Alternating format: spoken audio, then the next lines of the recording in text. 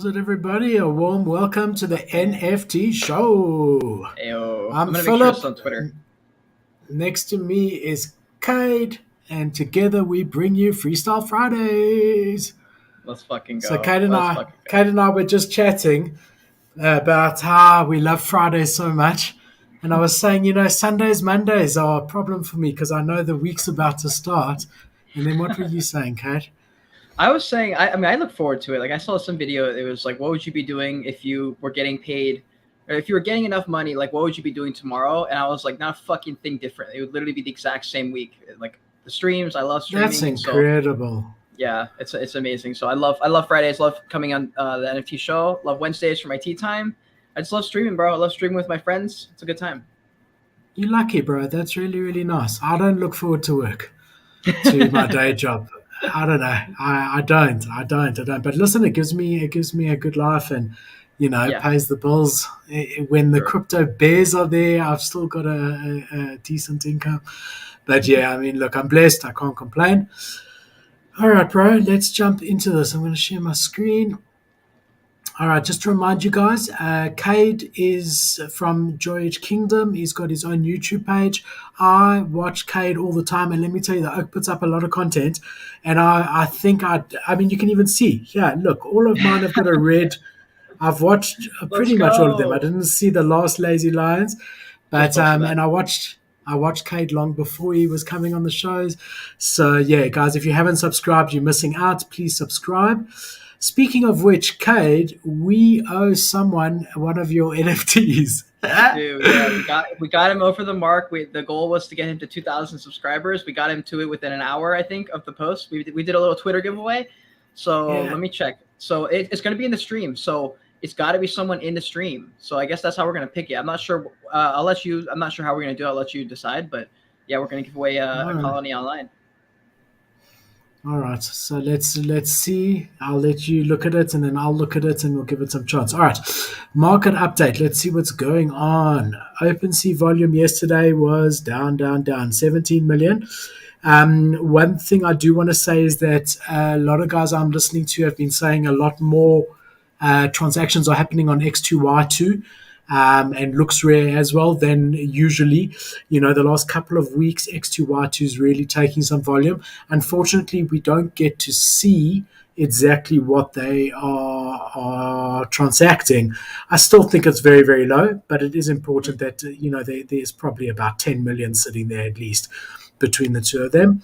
If we look at our monthly volume, we're sitting quite dismal at 471 million. If nothing changes, then we are on track for a really bad month, the worst month in over 8 months. The number of NFTs actually sold is looking pretty decent, almost a million. Just to put that in perspective, the highest month we've ever had is 2.2 million.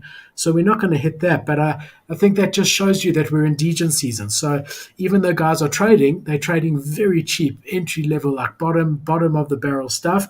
But at least there are trades. I mean, almost a million NFTs have changed hands this month so far, which is Wow. good. Better than nothing. So How much yeah, of that that's is good to people see. offloading NFTs? Do you think, and how many is that trading, like actively trading people? Yeah, I'm not sure. But if they like anything like me, as they offload one and they get a bit of ETH, they buy two more different ones. And if you like me, and don't make this mistake, they end up buying the same one that they sold, not the exact NFT, but Yep. into the same collection. And I've got to stop double dipping. So, Kate, I must tell you, bro, I've got a mission. And I'm almost there. I'm going to be buying a board ape in this Whoa. market.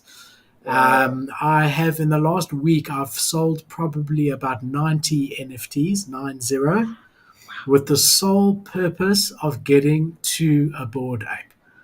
That's How? what What's the that's floor what on Bored Apes? 86.85.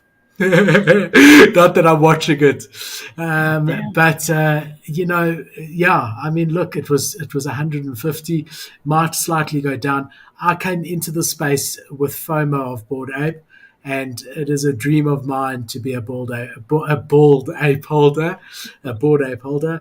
And Yeah. yeah, that's what I'm doing. I'm almost there, bro. I'm almost there. I sold everything, bro. I sold my not everything. I've still got my Clone X.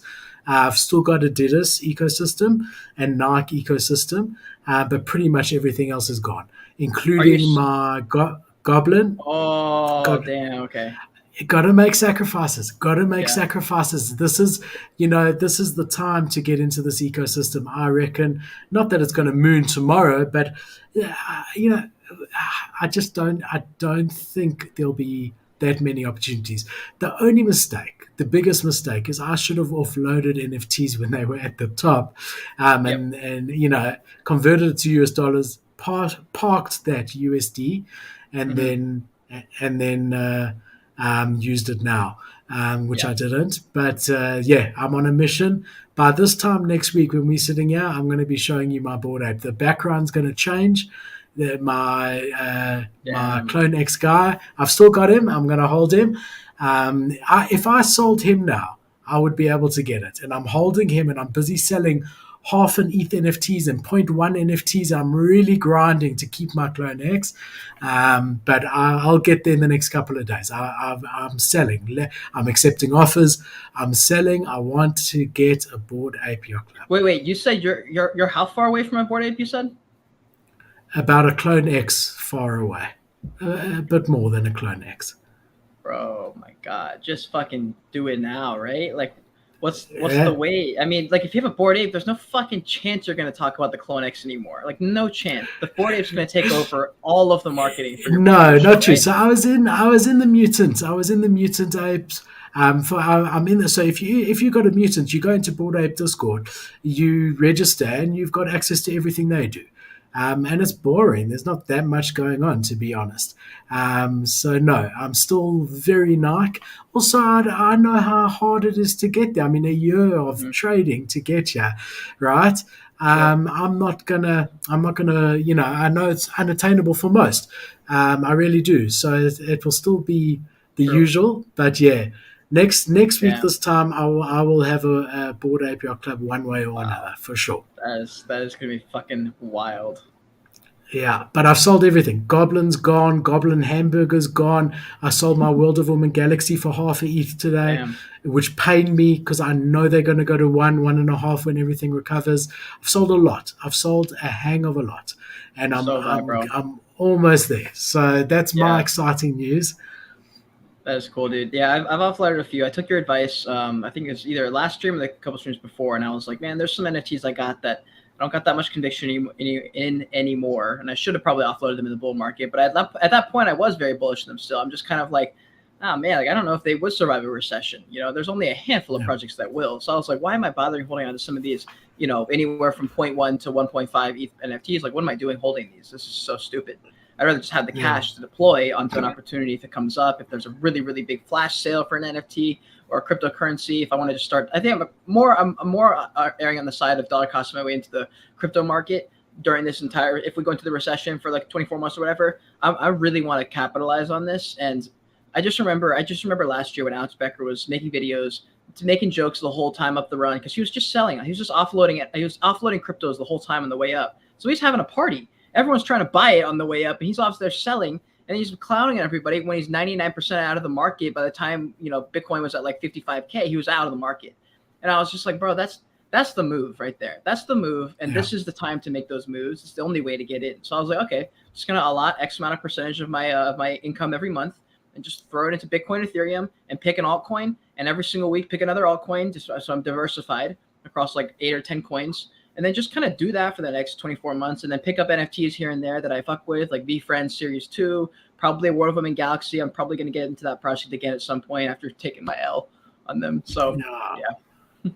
Yeah, I think it's right. I think it's right. My only advice would be not to go too heavy on the alts, Mm-hmm. really, because those are really, really, really risky. So I Mm-hmm. don't, maybe Sol, or Yeah. It's whatever, going if to be you can very, call that, exactly. but If I was doing stay out of the 500, risky ones. if I was doing a 500 a month, for example, I'd do 200 Bitcoin, 200 Ethereum, and then either 100 or $50 for an altcoin. and I'm just going to try and pick the ones that I think are going to make it. Probably a couple of metaverse coins, couple DeFi coins that I believe in, and just kind of roll the dice on that one. Because if those take, dude, you're looking at a 20 to 100x on a Yeah, lot of these but coins. put a It's just like, small percentage of what you're yes, putting in, because that's yes, gambling money. Yeah. hmm Okay, cool. yeah. As long Bitcoin, as we Ethereum, got and dollar that. cost my way up. Well, talking about crypto, here's our charts. We've got Bitcoin sitting at 20,800. It's got to keep above 20. Otherwise, I think we're going to see a big downward. Same with ETH. It's got to, there's that psychological 1,000 number. It's got to stay above there. The smaller ones looking quite, greenish, quite a bit of green here. Hmm. Um, yeah, so look, could be better, could be worse, that's for sure. Yeah. But we did see a good day on the NASDAQ today and seems to be holding us up for now, which is cool.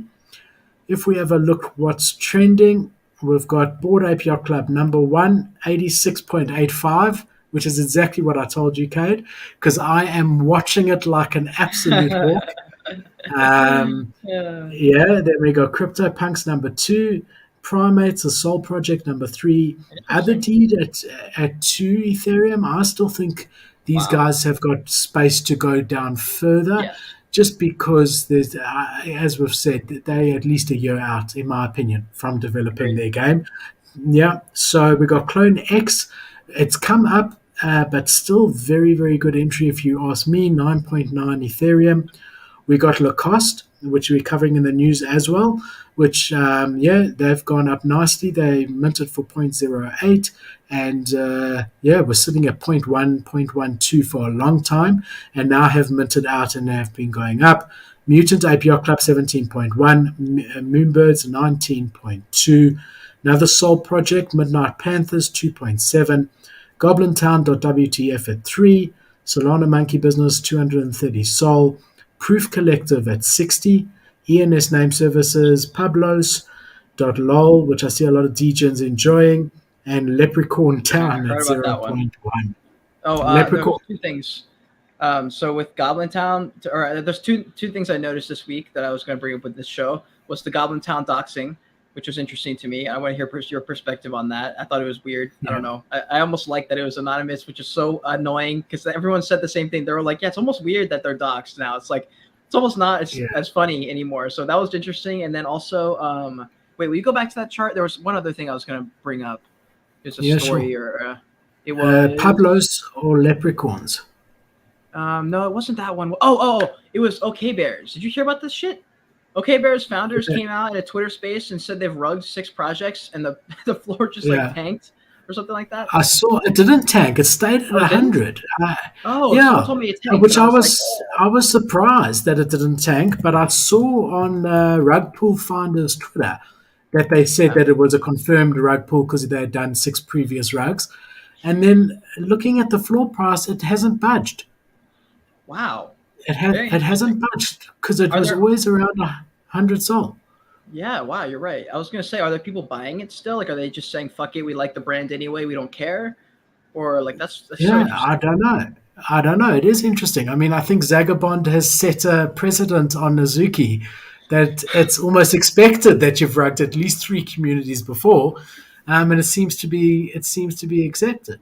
I don't know. I Wow. mean, look, rugging. There's different types of rugs, right? Obviously, and we all learning. I mean, my first YouTube video, I'm sure yours as well, was not polished, and I'm sure in 6 months' time I'll look back at this and think, this wasn't polished. So we have to learn somehow. I don't know. It's a hard one. I think the intention of the founders is what's very important in it, and Mm, how they told the community, how upfront they were, versus misleading them to the very end to get every last yeah. cent. I don't know, and I don't know the details of Azuki or OK Bears Mm, from that side. But yeah, let's talk about goblins, man. So yeah, I did a whole video on it the other day. The doxing, right? So we uploaded it. Yeah, I agree with you. It's a bit weird. I like the mystery, right? But every night being a holder, going to bed with a completely anonymous team, you ready to wake up and have it at zero, yeah, right? And that's not a nice feeling. that's true. as they came out, it was like, oh shit, it's not Yuga, it's not Beeple, okay, but yes, it's this notable team. They've been in the space since 2013. Hmm. Really, really builders in the space. So I Yeah. could sleep better. It's not going to go to zero, but it's going to go down zero point 0.2, zero point 0.3 every day, Hmm. right? Until it Yep. finds its floor. But yeah, I do agree with you. It has lost its mystery a bit. But as I said in that video, and I really think it's true, they want to do activations and stuff like that at NFT New York. And they had to come out because they can't be Hmm. dressed in goblin costumes and make real business Yeah. connections and whatever. So I think for the betterment of the brand long term, they had to dox. And I think it shows that they want to build something long term. Otherwise, they wouldn't care. They wouldn't even have anything at NFT in New York, right? Yeah. Yep. I So, agree. yeah, that's my feeling. What do you think? Yeah, it was just such a specific project. If it was any other project, I wouldn't care. But the goblins were just so weird, and I was like, this only works if it remains this fucking mysterious and weird. And so for me, I'm not even remotely interested in it, especially now. I don't know. Like it was one of those projects. Like when I talked to Mac Flavell, the co-founder of CryptoKitties and Dapper Labs, in that podcast, I asked him what he thought about the goblins, and his perspective was, it was like the goblins are similar to a CryptoKitties type of project where people just buy in because it's just a goblin. They don't give a shit about anything else. And so with that mentality and the brand that they had built, up to that point, I don't know. It just almost seemed like I don't fucking know. I just don't have really any thoughts on it. It's just so weird, and I missed the boat on it, so I just don't have any like position on the matter. But I don't know. I don't know, man. If I was a holder, it'd be different. If I was a holder, I'd be like, okay, cool, I guess. But I don't know. They made a playbook. They've made a playbook Yeah. here from a guerrilla marketing perspective. I reckon that other projects will copy them. I mean, obviously, there's derivatives already. We've got We All Gonna Die, which is Hmm. very much, CCO, no Discord, no website, undoxed, their own font, Allure, and they're trying already. So we're already seeing it. So I do think they created a meta, Goblin Town created a meta that Hmm. didn't exist before successfully. That is, they will always be the OGs of that. And I do Yep. think that there will be that historical relevance to them. And I don't Hmm. think it's the end of them. I think if they continue delivering value and building, that it could be a 5, 10, 15, 20 ETH project in a normal market. And if they can keep everyone engaged like they did on Twitter and continue that, I think that they've got great potential. I do, Yeah. but 100%. it remains to be seen. Hmm. Yeah. So a lot of chat here about Sol. In the end of the day, to be honest, I started doing a little bit. Theo, what's up? I saw Uh, Dickens is also here. JR, nice to see you guys. Thanks for joining us. It's Friday. You can let your hair down. Exhibit A to Cade. He's let his hair down. Yeah, so I started doing a bit of Soul Alpha in my Discord and whatever, and every project is like a soft rug or proper rug, and I've just that one like missing I've soul. lost I've lost interest. I just can't, I can't really bring projects to people that I don't know about. Yeah. So It's yeah. interesting. I was approached by a project to help out in their Discord and help out in their. Essentially, they're using my reputation as far as the guy who does the reviews and analysis, because that's the brand I've built. And so they're like, hey, like we don't want your like what is it? We don't need your like public support. They're like, we just need you to do reviews for us. Like, we want to have an educational based project where we bring analysis to our holders, and we want to just push education. And so they're like, we just basically want to hire you as like a, I can't talk too much about it, but we want to bring you on as like an analyst essentially, or like similar to what I was doing with the Ugaverse, which is just like doing Mm, research and just providing that for their community and helping on their mm. Discord a little bit. And they're on the Kronos network, which I fucking barely have heard anything about. So I got to learn about this network now. And there's I've just so many never heard different of it. blockchains out there. I have no idea, dude. But I mean, that would be like a paid position, so it'd be one of those. I'm like, that's just like extra work, kind of like how That's you have like awesome. separate from the YouTube. So I was like, let's go with the Yeah, bear market. that's You want to make awesome. sure you're diversified in the ways you're working For and sure, networking. for So sure. yeah. Good. Congrats. You When want you to do this can tell giveaway us, now? let us know. Yeah, let's do the giveaway. How are we going to do it? We're going to choose someone that's. I mean, I know I saw someone here. They actually responded to the tweet saying they subscribed and they responded again, and then they said they subscribed and emailed the link to other people so they could subscribe. And I felt like that was, I feel like they went over over the top here and put in a little bit extra work. So I feel like we should give it to this person, or we could pick someone in the stream right now. I just know we were going to give it away in the stream, so we can do either one. Yeah, I think it was always a Twitter thing, and as much as I love the viewers so much, I really do. But I do think it. We promoted it on Twitter, and I think we should give it to someone who interacted with that tweet. I agree. I agree. So we're going to give it to Battle Sick. Wayne is at Wayne is Metal. You are the winner. Congratulations, Wayne! So let's fucking go. I'm gonna have to figure out a way. I'm just gonna tag him on Twitter, and then because I can't DM him, I'm gonna shoot him a Cool. message. You do that, and then I'll retweet it later as well. While you're doing that, we'll just have a quick look at flips.finance, and let's have a look over here. All right, so we just basically want to see how much green versus how much red. And today, I must say, we do have more green than red, which is great to see. Um, we've got top movers here, Board APR Club, Other Deed, and Clone X. But the biggest gainers, we've got Moonbirds up 6.6%, Psychedelics Anonymous, which I sold out of today to get my future Board Ape. Yeah, I sold everything. I minted that. Bro, I also do. I minted it. I sold my original identity. I sold all the printing press, the everything today. Did really well. I mean, I held it from mint. I would have loved to have held it more, but I've got to make sacrifices. We got Fluff World doing really well for 2 weeks in a row, 13% up. Oddities, which are also, they're doing well, hey? Fluffer is really good. I love that project. I did a full review on them, and that's a good project. Yeah, for sure. We've got Oddities, which is also up. I sold today as well. Adidas, which is up 10%. Karafuru up 45%, which is quite incredible. They went for a massive dip after their 3D drop, all the way from 2 ETH to half a ETH. And now we see that they're at 0.77. Killer Bears up 11%. Degen Tunes, which also went from 2 to 1 and has now recovered slightly. NFT World's also looking very juicy at 3.5, up 13%. AI Moonbirds, which you and I looked at together, up 25%. Jenkins the Valet, which I also sold today, up 16%. So anyone who wasn't here in the beginning, I'm selling a lot of NFTs with the sole intention of having a Bored Ape Yacht Club in the next few days. That's what I've been doing this whole week. I'm almost there. As much as I love the NFTs I was in, Psychedelics Anonymous, Goblin Town, all of these that we've mentioned, Jenkins, all of them. But I've got a dream to be a Bored Ape Yacht Club holder.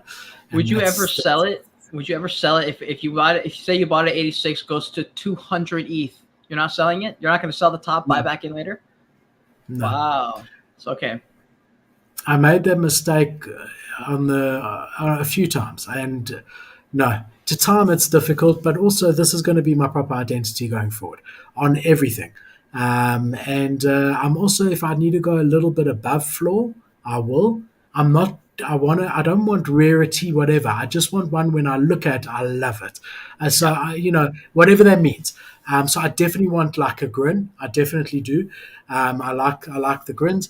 But yeah, I mean, I'm not looking rare because those are crazy. Don't jinx it. No. There's one I'm looking at. Is there? Don't jinx it. Okay, I won't jinx it. I won't jinx it. I'll let you surprise me. I'll let you surprise me. Hopefully next week. I'll surprise you next week. You'll see everything's going to change. Boom.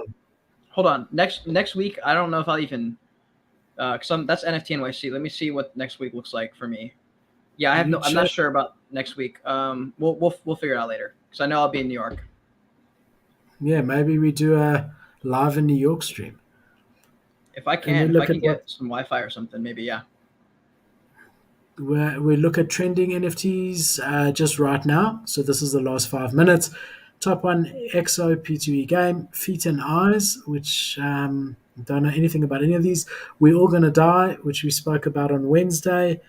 Leprechaun, which we saw in the top 15, another derivative of Goblin Town. 10KTF, which everyone... Mutant Shiba Club. I've not seen that project pop up in a long time. Yeah, wow. So they've had 4 sales in the last 5 minutes.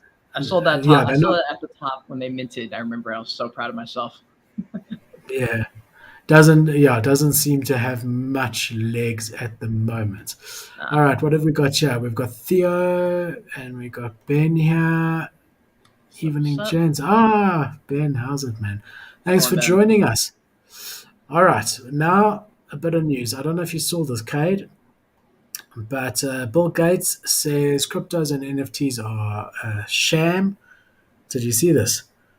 Yeah, I saw a lot of people giving their thoughts on it. For me, I don't have too many thoughts here. I'm not like surprised or anything. I mean, he's right about that. The greater fool theory. That is exactly what it is. I think he's just leaving out the whole part about the blockchain technology being really important. Right now, the only thing in the news about NFTs is the pictures and the gambling. So people don't take NFTs seriously. I think if Bill Gates actually looked at what NFTs are and the blockchain under it, he'd have a different perspective on that because he's a tech guy. But right now, Uh, just the gambling side is what he's putting his words on right now, I think. yeah, so he was at this conference and he says that NFTs are 100% based on the greater fool theory. Basically, the greater fool theory is saying that it's like a pyramid scheme in a way, that there's always someone that's willing to pay more than the person before until there isn't. And that's basically what he's saying. So I think we got, we can't just focus on the good news, right? We got to look at what a guy who's very, very knowledgeable in technology, very knowledgeable in general, has done incredibly well. One of the wealthiest men in the whole world, created the computer that we're on. Well, that I'm on now. So I was thinking about it, and I think I think in general he's correct, and that's why we say 95% or 99% of projects are going to zero, and we see that. However, there are going to be those outliers that live on forever. Um, what those are is anyone's guess. Obviously, the obvious ones are Proof Collective because it's maintained a 60 ETH floor to 100 ETH, Board Ape Yacht Club, Clone X, whatever. But I mean, our guess is as good as anyone's. But I do think it's the same as saying, like, why would I pay 2,000 Rand for a super dry jersey? The cotton and the material doesn't cost anything like that. I can go and get a thick jersey tomorrow for a 50th of the price.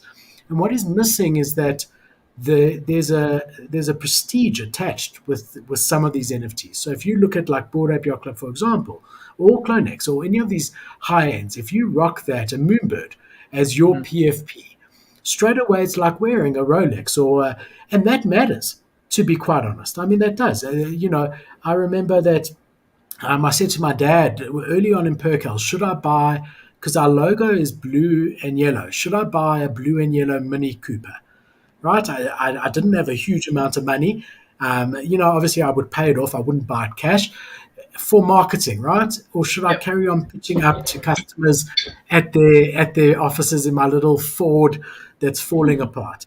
And he said, look, his advice to me is to buy the Mini because people like to invest in people that have money. And that's Yep. typically how it is, and fake it till you make it. And that was his advice to me, right? And I did. Yeah. The yellow in our logo was matched to the Pantone from the yellow in my Mini, okay, that I had, and I got number plates that said P Gifts or Perkel for the truck, and whatever. So I think there is merit to saying, okay, we live in a digital world. People know us by our avatars online. Later, will know us by our avatars in the metaverse, and there's going to be value. Just like there's value in a Rolex watch, and there's value in a super dry jersey, and there's value in a Mini Cooper, there is going to be value in the high end NFTs in the future. And I think that's what he's missing. Not that I think he knows the blockchain technology, but the blockchain technology is so much better than a picture of anything, right? Yeah. So I think he's saying NFTs, these pictures. So that's my feeling on it. I don't know. Yeah. Present day, it's a bunch of bullshit. 100%. It's a bunch of bullshit. We're trying to sell it to someone else, dumber to dumber to buy it. Like, I mean, that's how I felt when I was offloading my NFTs this week. I was just like, damn, dude, someone's buying this, and I feel bad for them. I was like, I don't know why they're buying this right now. I mean, Yeah. I know in their head they're thinking they're getting a great deal, but I'm like, that's the reason I sold it because I think it's not a good deal to be holding it. So it is the greater fool theory right now. But if he's talking about the future of NFTs, I think he's being a little bit close minded. Or, I mean, I don't know. I don't know how much. I haven't watched Bill Gates in the last 5 years. I don't know how well he is in tune with social media. There's a lot of people on social media that are blowing up because of their clips. That they're focusing on saying soundbite clips. So like when someone asks them a question, they're focused on delivering an answer that can be clipped and go viral. So it's possible that Bill Gates he's working with a social media person saying, "Hey, we need you to say stuff that sounds a bit extreme, so that you get clicks, and so people are talking about you and your name, sort of Nah, thing." I don't know if that's where he's at, nah, though. I don't think. I think No, he's past that. Oh, yeah, and no, I don't think it's that. I think I think he really believes it. But look, you take like him, and then you look at Warren Buffett, right? And you say, okay, Warren Buffett really successful, really invests well. Warren mm-hmm, Buffett openly to this day does not invest in tech shares. mm-hmm, He says they're too risky. Any tech, Apple, Google, or Alphabet, like any of them, he doesn't invest in them openly. Now, that's his theory, and it's served him well. Does that mean that there's no merit in those shares? No. He's just saying that of the 1,000 tech shares that come out, 150, 10 are going to yep, stand the test of time. And those odds are too much for him, and he doesn't know which one. He didn't know that Google was going to be Google. It could have been right, Yahoo, right, right, right? Or whatever. So I think that's exactly what Bill Gates is also saying in a way is that look, agreed. 99.99% of this is bullshit. I think if you really picked his brain, and not that we'll get the chance, unless Bill, if you're watching, would love to pick your brain. Yeah, come on, Bill. But if you really picked his brain and said to him, look, there's 100,000 NFT projects that have been launched in the last year. Mm-hmm. Of that, admittedly, there's only 100 worthwhile left. Do you think of those 100, 5, 10, 15 will go past this and survive as a brand? And I think if Mm-hmm. we really spoke to him, I think he might, agree that yes, there will be some out of these. Don't know. He doesn't care. Like this whole NFT world is so irrelevant to him that he wouldn't even take the time. It just doesn't like make a difference for him. And also, I just got in contact with Battle Sick. He just sent me his eThatty, and we have transferred him. The colony online is Nice, transferred. Let's congratulations. fucking Tell him, go. send him the link. Kate, send Oh him the yeah. link and tell him to come in the chat. Tell him we Oh, live okay, okay, now. okay. Yeah, To to be the on the video. Let stream. him come in. To be on stream. Yeah, no, Okay. or Wait, just what in do the you mean? chat or whatever. No, Oh, no, in the the chat, in video, the chat. the Okay. link to the video. Yeah, Okay, hold on. I mean, the oak could be sitting in his pajamas. We don't want to like Ah, put him on what's happening? screen. Yeah, we lost your video for a second. I'm not sure what's So going on. Bryce says, yeah, you're back. You're back. Cool. Bryce says, yes, to add to that, Warren Buffett just doesn't invest in anything he doesn't understand. Same investing theory as Shaq. Yeah, no, for sure. And I guess Yeah. the same as our friend Bill Gates. But yeah, look, each of their own. And we bring you the news no matter what it is. All right, then we've got here Yahoo releases a metaverse in Hong Kong. So, search engine Yahoo, I don't know if anyone knows what that is anymore, just opened a metaverse experience for Hong Kong residents in Decentraland. The California based company hopes that these new metaverse opportunities will help Hong Kong citizens remain social while respecting the country's COVID 19 restrictions. As of June the 9th, Hong Kong authorities only allow people who have negative COVID tests to visit any public spaces. Yahoo believes the metaverse will help residents under quarantine stay connected. So, yeah, that's good to see. Then we've got here. I don't know why all of these have to be reloaded. Lacoste, Yeah, it happens. which we So annoying. saw, underwater NFT community. French clothing company Lacoste just dropped an NFT collection inspired by its famous crocodile logo called Underwater 3. I mean, it's UNDW3. These 11,212 NFT grants access to Lacoste's new Web3 community. Lacoste released the NFT on the 14th of June on the Ethereum blockchain. Why that number? Because it relates to the classic Polo L121212. All right, I just want to see what the future utility is going to be. One example of growing trend in the clothing industry. They've also got DKverse. Gap's another one. Yeah, so going to be interesting. Amazing that they sold out in this environment. Then we've got over here Tag to allow users to display NFTs on their smartwatches, which is really quite cool.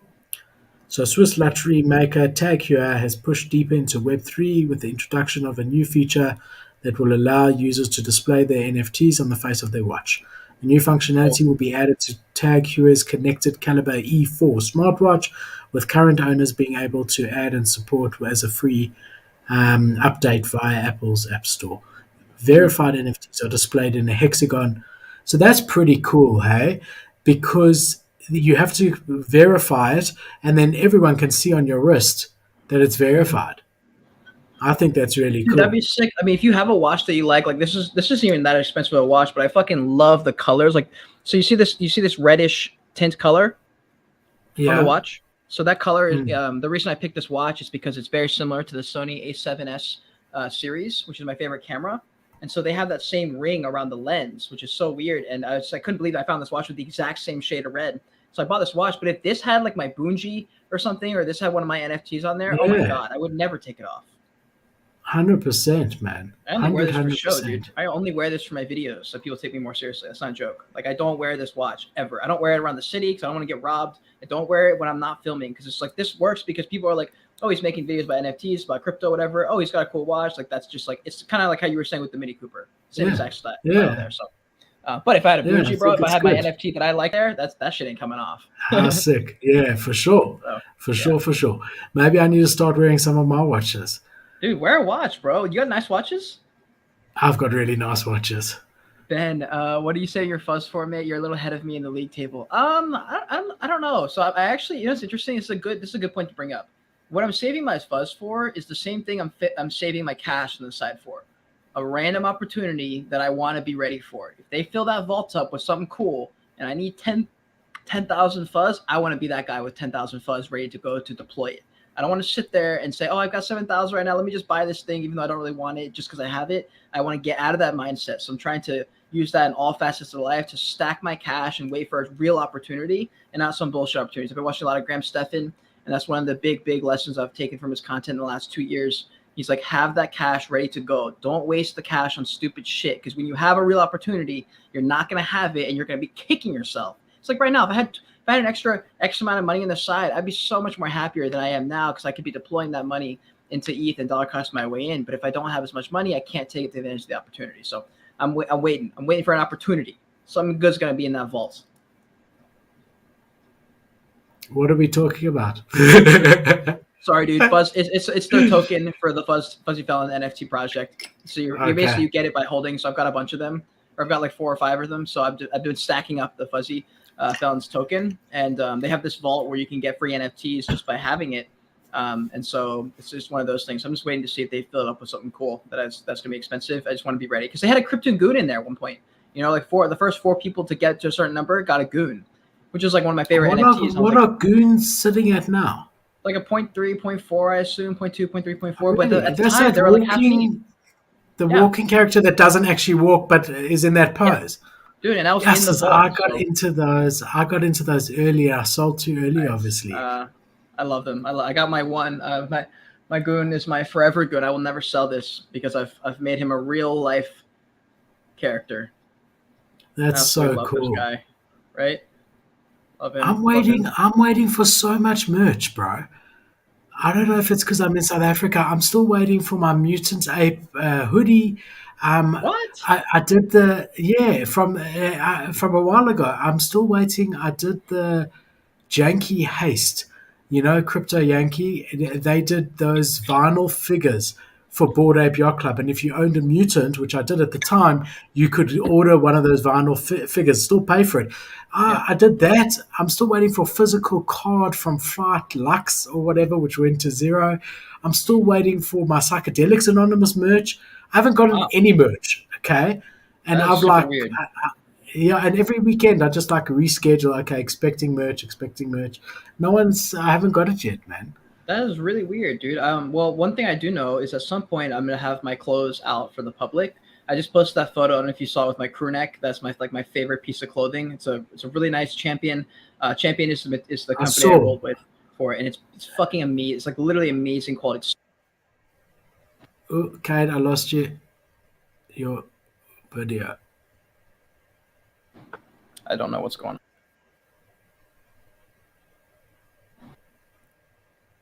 You coming like back and forward. Okay, there we go. There Yeah, we hold go. on, hold on. I'm gonna swap. I'm gonna swap some of that real quick. Okay, Give do me two what you need seconds. to. No worries. All right, guys, let's jump into here. So we've also got Wimbledon doing a drop to celebrate their 100th birthday of the center court. In total, there's going to be 10 NFTs, each representing a decade of tennis. Each of these NFTs is going to have 100 editions, which means there's going to be 1,000 in total. So, I mean, I think it's just really, like for me, it's really bullish in general to see normal companies embracing NFT technology. Whether this does well or not is irrelevant. It's not one of those that's going to be for flipping. I think if a big Wimbledon fan, what a great keepsake to have. But it's the same as what we were saying about Yahoo. Going in the metaverse, it's just good to see brands, tag, people embracing the technology like we are, which is really, really cool. I love that. Love that. Oh, also, so before I cut out the close, so that'll be public at some point.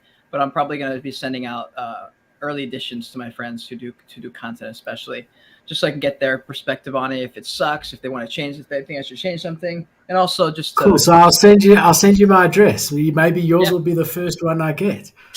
It probably will be, honestly. It's gonna be some point this summer. I'll send it out to my friends who make content out of respect for the hustle, bro. Hustle takes so much work For to be a sure.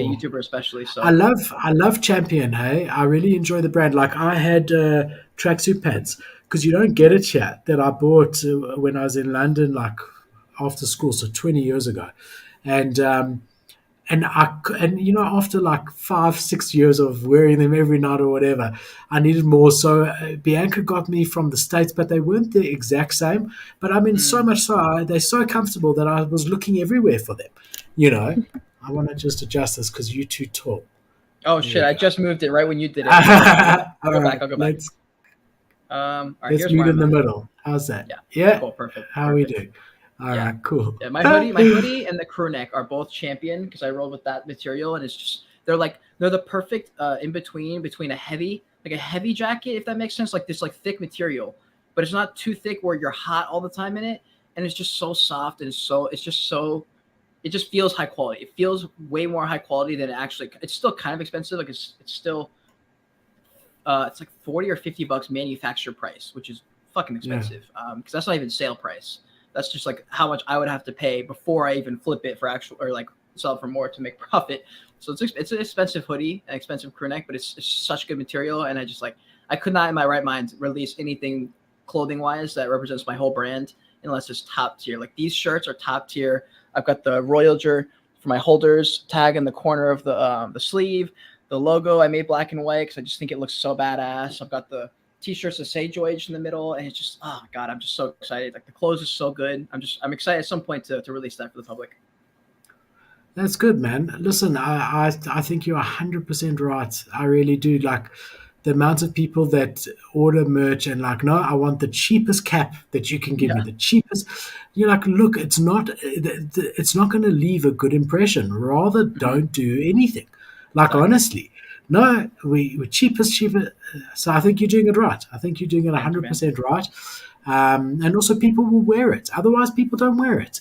I want If people it's to not wear it, bro. Yeah, comfortable, yeah, you 100%. want it to be comfortable. You want it to be nice. Otherwise, it doesn't get longevity. Whereas if Yep, guys love it and they're wearing it, and guys are, random people are getting to see your logo, what a pleasure, man. exactly, dude. And plus, some for like I'm not sure how much it'll cost, but like a lot of that money for the clothes is going into my vault for the Joyage Kingdom access key holders, and because I want to be able to Yeah. give them free clothes every single drop if possible. And so I'm gonna use a portion of those sales to literally be able to send them all the free stuff, free shipping, free everything. All they have to do is send me their address because I just think that's such a good perk to have, especially for a creator. It's like one of the only perks you can give out that no one really does. Even the biggest companies in the world, they do it, but it's like only they do it. And so like I want to model myself after the best. Like Gymshark sends all their athletes a big ass box of shit every few months, and I'm like that's the goal here to reward my holders like that. And so yeah, that's the long term vision here. I mean, I think I can because I just think if the brand's strong enough, then anything you attach it to will do well. And so I just want to make sure that they're rewarded forever because there's so little of those holders. It's not like a 20,000 collection. It's literally less than 100. So I want to be able to take care of them. For sure, man. For sure. And you must tell us if we want to get your NFT where we get it. So You if you must go give me into the my links. Yeah, it's in my on my Twitter, my link tree. I think that's probably my main link for a lot of places. Just go to the link tree and you scroll down. It'll say like my OpenSea collection or my Joyage collection. There's three right now. There's the Torch collection, which there's none available. I only have three NFTs available right now, total across all three collections. There's just people don't really sell them. It's like a diamond holder community mainly because they're supporting me. They're not supporting a project penguin like a penguin picture. They're supporting myself and my career.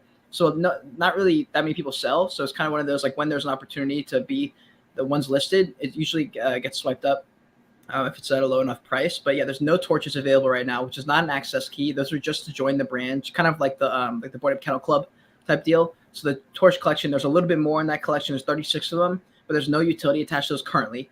And then my access keys, those have utility. You're in the Discord. You get into any kind of whitelist giveaways. They get a 3x chance of winning, and a couple of different perks. Obviously, the free clothes whenever they have those drops. But those NFTs, I think there's one listed on the prequel collection for like half an ETH.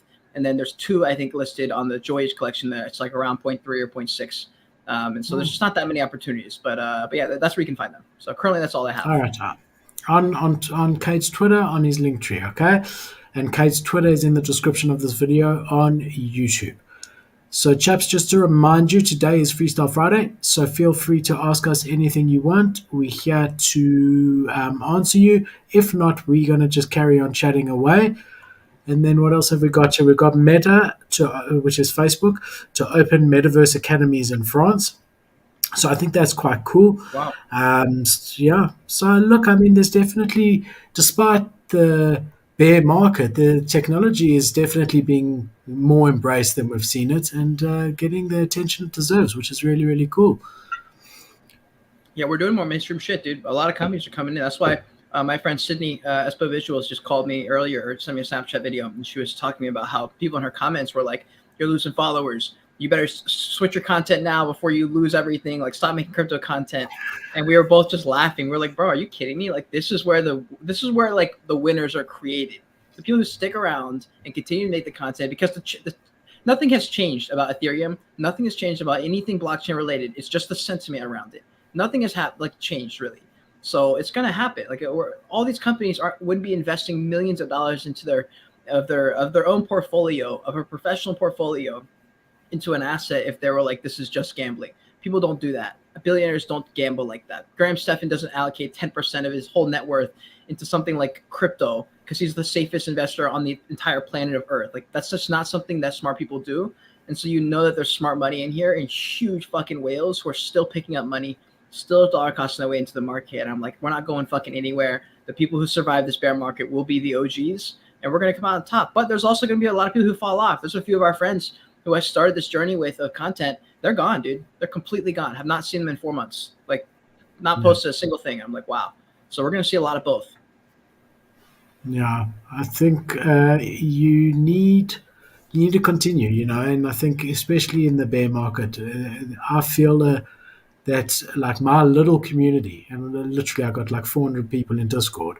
I feel that they need a voice in this time. I can't just like up and leave just because times are tough. I think now more than ever, never mind, don't pivot, but now more than ever is the time where you need to be posting and you need to be there for people and to show them that we're not going anywhere and there's continuity. And yeah, especially a lot of people haven't been through this before. Huh? Yeah. Are you going to do an NFT project? I don't know. Maybe. I'm not sure. I don't really I don't have a plan. there's no goal. There's no like end goal here. I want to build a strong community at this particular time. That's it. So like our Discord has got so many tools and things. Everything is completely free. There's no NFT. There's no Patreon. There's nothing. And I just really want to build a strong community and help guide newbies and people new to the space and build relationships. In time, where that leads me, I don't know. But for now, just happy to continue doing what I'm doing. I mean, like obviously from this, I'm doing alpha services in Discords for like 17 projects. They pay me every month, and that's all from this. People in my community have recommended me to people, projects that they've got relationships with. So it is, in its own way, naturally forming. And the consultation side, a lot of those people contact me, they saw me on YouTube. So it is in its own way forming. But I mean, I don't know about an NFT. I wouldn't launch something for the sake of it. And there are good alpha passes out there, and they're like crypto, Champs Crypto, Kosher. Those passes are great. I mean, I'm a holder of both of those, and I get great value from them. So I don't want to do the same thing as that when there's comparative things. I really like what you're doing because you've found your niche, which is content creation across various platforms, and that's what you're going to be offering, and that's what you're good at. And Yeah. I don't know what that is for me yet, right? So I know that I've got good alpha. I know that I'm researching very well and things like that. But there's so many other people doing the same thing. I don't want to just jump onto a bandwagon. So Yeah. until I find something that I'm like, oh my God, this is where I can offer a huge amount of value and no one else is doing it, then I'm happy just to keep it as it is. And if that Yeah. never happens, then great. Let that Mhm. Discord become 30,000 people getting it for free. There's no problem. So I'm not going to do it for the sake of it. I need there to be that aha moment saying I was born to provide this value and no one else is doing this. And Yeah. I haven't found that yet. And you can do a creator focused one where like once you do start to get that momentum where you're like, okay, I think I found this, then you can drop say, hey, I'm doing a little 50 Genesis collection, like 50 items, whatever. Like if you want to support me, this can help. You can kind of have a hand in this journey with me. And those can be like your OG people. And that's kind of what I do with my collections, like a 20 item collection, a 26 item collection. And that's all I had for like 9 months. And then I just recently dropped that torch collection. And so, yeah, I think that's a good way to do it. It builds that brand. People want the access key from me, like so bad, but they were so expensive for so long. And so when I dropped that torch collection, I said, okay, this one has no utility, but if you want to be part of the kingdom, this is the only way in. And so that sold out pretty quick. And so I think that's a good way to do it and help build your brand. So Yeah, possibly. But yeah, for now, just happy to keep going. yeah, true. All right, we've got a question here from Ben. Have either of you been playing the game of chance with free mints for projects, or are you just steering clear of them altogether? Um, so Ben, I did. So I went as far as I created a burner wallet. I moved zero point 0.2 ETH into that burner wallet, and I did about five, and all of them went to zero quicker than I minted five of the one. I minted one of the one because you could only mint one, and the amount of time and whatever. I quickly disconnect your wallet from the site, and so for me, I didn't have a good experience. Not I didn't have a good experience. It didn't bear fruits for the time that I put in. Yeah. However, if that had been a goblins or Hmm. we're gonna die or whatever, then maybe my view would be different. I don't know. Yeah, Cade, how it's about you, tough. my man? Any No, free I mean it's mints? just you're just playing slots. I just don't have any time or interest for that. I just don't care. I'm focused on the content. Like if I spend 2 hours trying to find the exact right free mint to mint and waste and allocate my time there, that's 2 hours away from creating content and editing and researching.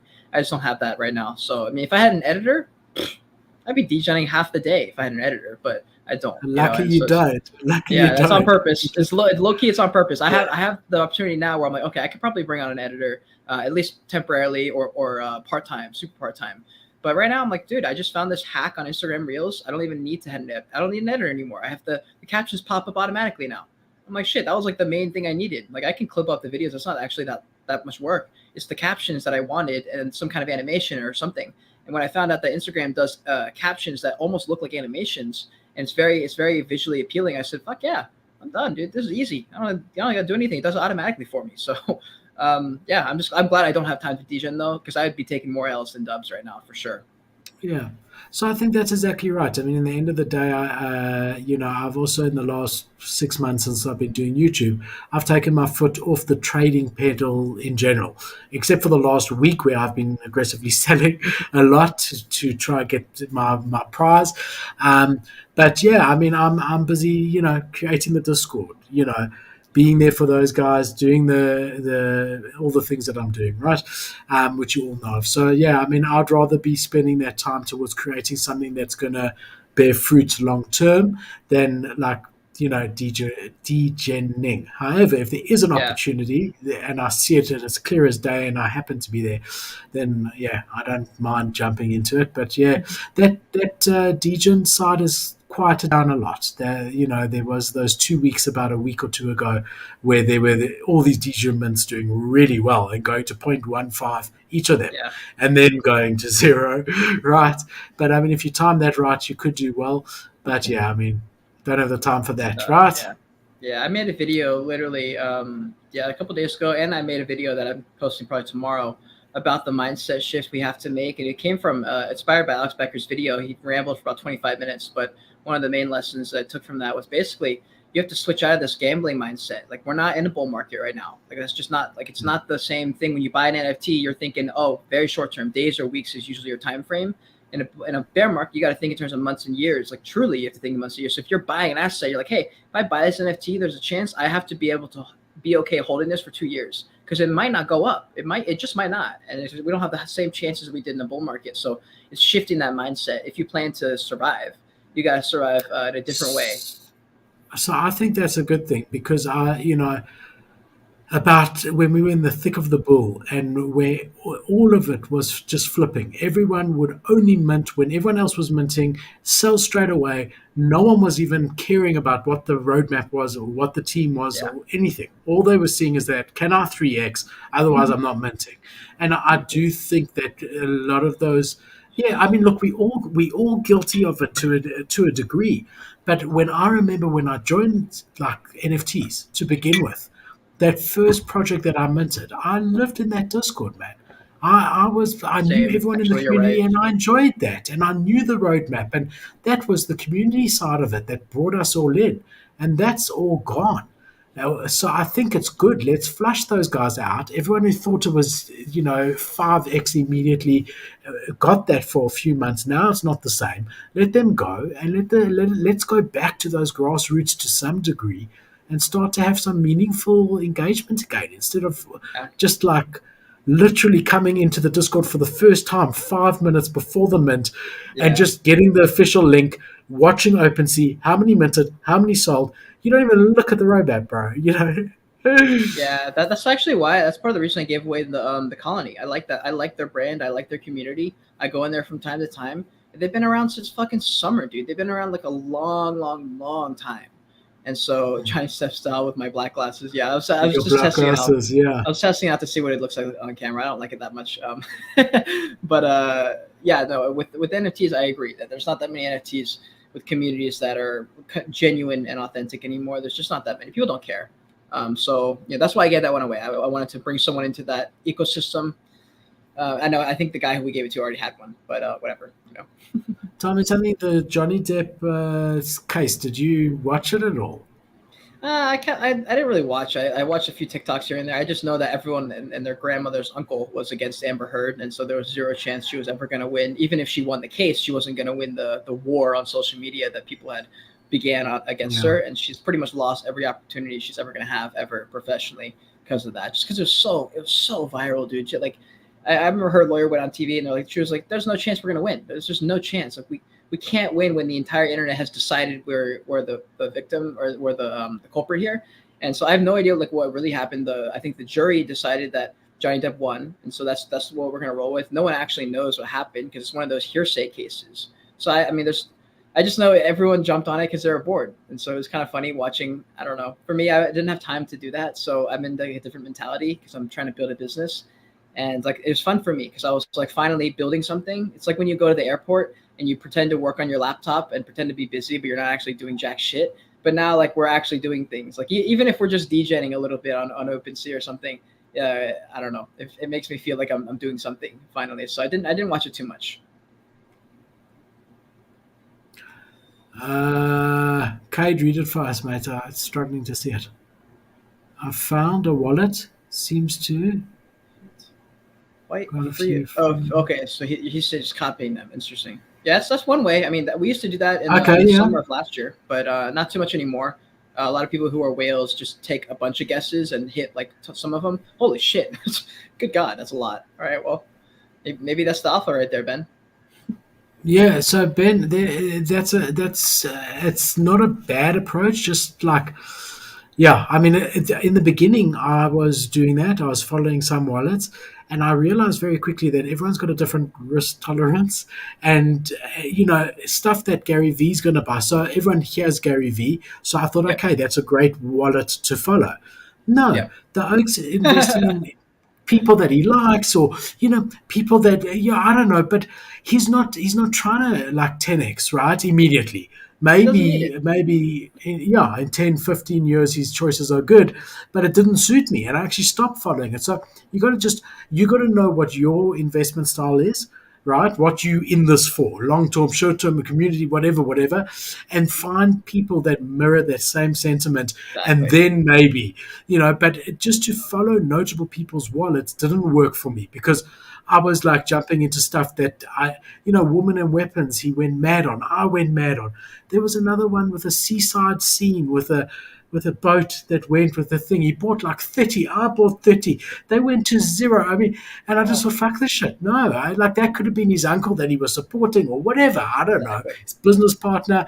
So yeah, just it is good, but you've got to find what equals you, in a way. Yeah. Right, Yeah. Cade? What do you think? If you looked at my ledger, you probably not even be impressed. Like 90% of my NFTs are art focused, or they're supporting creators that I like. No interest in whether or not it goes up or down. That's just my token of contribution, essentially. Like my favorite NFTs in there that are collectibles are definitely my Subducks, my Goon, and my Cool Man. Those are pretty much it. Like I don't have any interest in a lot of the other collectibles. I don't really have any interest in holding anything else in the ledger other than art pieces. There's a lot of NFTs that are by artists that I know, but their collection isn't probably going to go anywhere because they're not focused on that. They're just artists. Or they're an NFT. Maybe they are a collection, but I don't care. I just like follow them on TikTok, and I really like the work they're putting in. And so I was like, fuck it, I'll submit to an NFT from their collection. I have no idea if they're going to do well, if they'll sell out. So yeah, it's important to see who that person is and see what is their goal behind the NFTs. Mine's not so much flipping as much. I mean, it is a little bit sometimes, but for the most part, if I'm minting or buying an NFT, it's probably not for the same reason traders are. Exactly. So Exactly.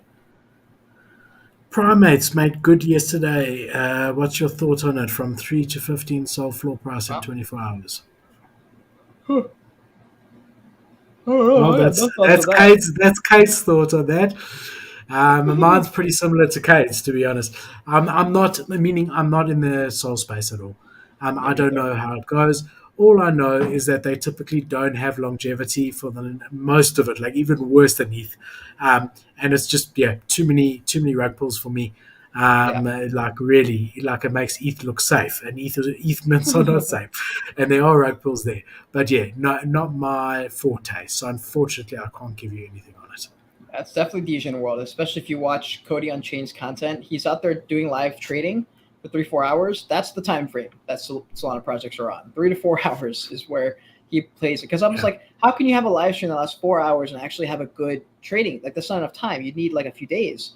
It's like not on Solana, bro. You need a few minutes on Solana.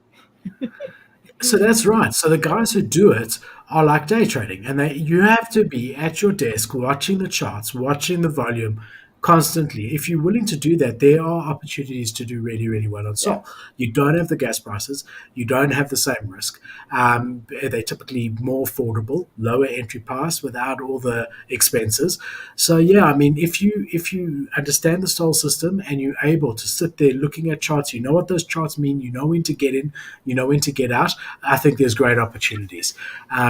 But yeah, I don't have the time, unfortunately, to do that. So I want things I can buy, forget about for a month or two, and then wow, look, it's upper Yeah. ETH, and sell it if I want to or not if I don't. But yeah, it's stuff I have to watch every second.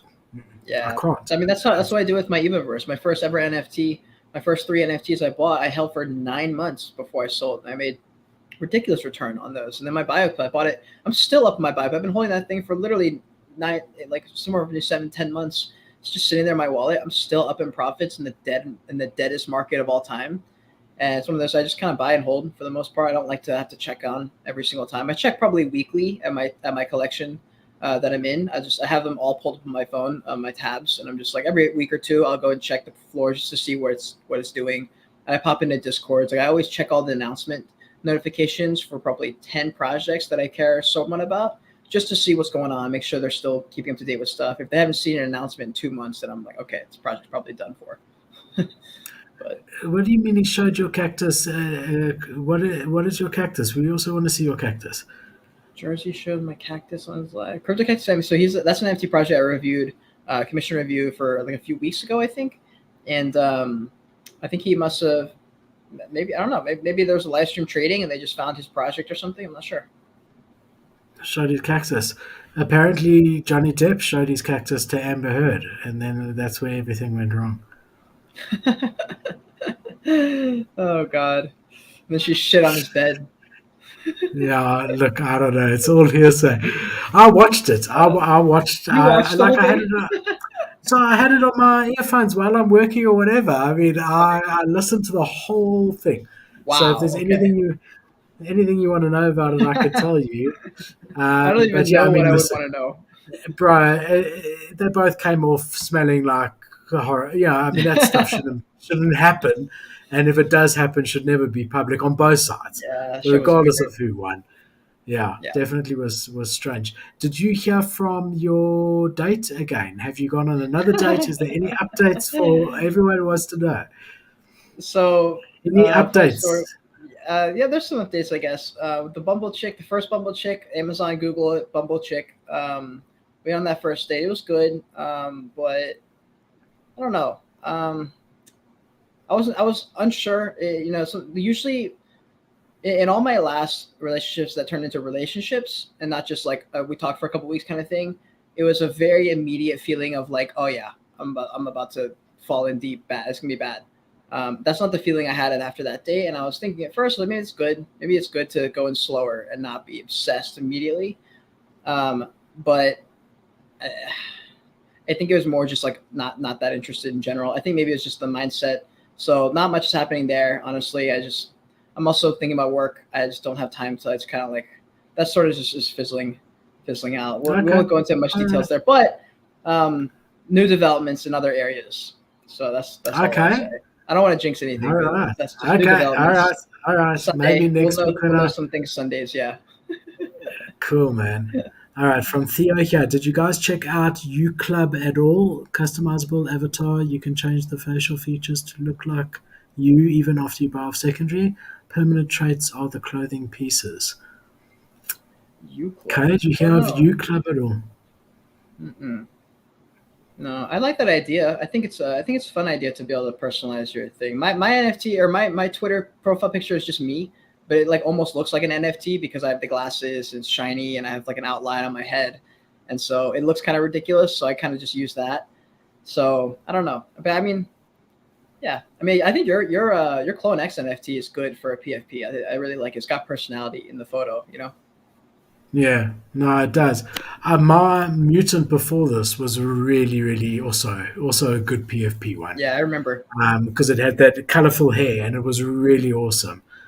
I still miss that. I still miss that guy. I told you it got stolen. Hey, I sold it What? Oh yeah. uh, to Seth and it got stolen from But Seth I Green. think he rebought it, right? He rebought it for a certain price or something like that. I heard. Not that one. There were four Oh, stolen. That one I've been watching it because I feel like damn. my child's been kidnapped. Oh no. In a way, it wasn't mine anymore, but it's like my stepchild or something. I don't know. So Your yeah, foster I keep child or watching it. something. Hasn't changed since it changed. It hasn't changed Yeah. again, Damn, dude, that sucks. unfortunately. That sucks. So when are you going to New York? What's the plan of action? I leave at midnight. I think on the 20th. I get to New York at like 8 or 9 a.m. in the morning on the 21st, and I'll be there until the 25th evening time. Then I fly back to Seattle. So I'll be there for like 4 or 5 days. I'm doing a couple business stuff with some people, and then the majority of it's going to be vibing out though. I want to meet as many TikTokers and YouTubers that I'm friends with online. I want to meet as many of them as possible. Go to as many fun things. Get as many fucking random drinks, food, lunch, chips and salsa. Like I just want to like vibe with Yeah, I as think many it's going people to as be I really good. can. Yeah. So Make that's the only connections, thing. really, really good. Yeah, Yeah. and I think you'll be surprised. I think you're going to meet projects that will reach out to you. I think it's so good for a networking event. I think it's really, really Yeah. good. Yeah. Yeah, I'm meeting with the Ducks. So hopefully Frankie and Rachel I'll be able to actually talk to them. I don't know if there's gonna be like a line or something. I don't know how busy it's gonna be there. I know I'm gonna meet up with the Goons guys, the founders there, and then CyberKong's the guys at Inverted and Henry. I'm gonna try and talk to them. I know they wanted to connect up in New York, so hopefully get some video footage. I'm gonna try and not do a vlog, Yeah. but I'm gonna do a little bit of like a montage style. I'm working with the Drop for a little bit of their content. They're a big NFT newsletter company, potentially doing some stuff with them. Who knows? So yeah, it should be good. I'm really excited. I'm really excited to see what they're like in real life. I've noticed in real life sometimes that people aren't I think people have gotten accustomed to talking like they do on Discord, where it's just like chaos and like it's not even real human. Like it's not the same, you know. And then when I meet them in real life, they're kind of awkward. And so for me, I'm not awkward. I've worked in customer service and like people. I've worked with people my whole life, so I'm very comfortable with people. But I've noticed in real life sometimes people are not as confident as they are online. And so I'm interested to see what kind of vibes people give off in real life in New York. Who's tall? Who's pretending to be tall? Do you think it's going to help the market? Like, do you think we're going to see activity afterwards? Like, you go there, let's say you're just someone interested in NFTs. You go there, you meet the guys at Lazy Lions, and you're really bullish on what they're telling you. Are you going to go home and buy a Lazy Lions? Do you think that that's what we're going to see a bit, or not really? I think there's going to be some from a consumer perspective, not from your perspective. There's going to be a few projects that have a fun event and people are going to get a little bit excited. I don't think the floor is going to pump, but I think if Cool Man, for example, does a cool event and they get 20 to 100 people who get really excited, I think the floor could go from like 0.5 to like 0.65 kind of thing because people are sweeping some off the floor just out of excitement for being there, or they want to buy it when they're there at the booth kind of thing.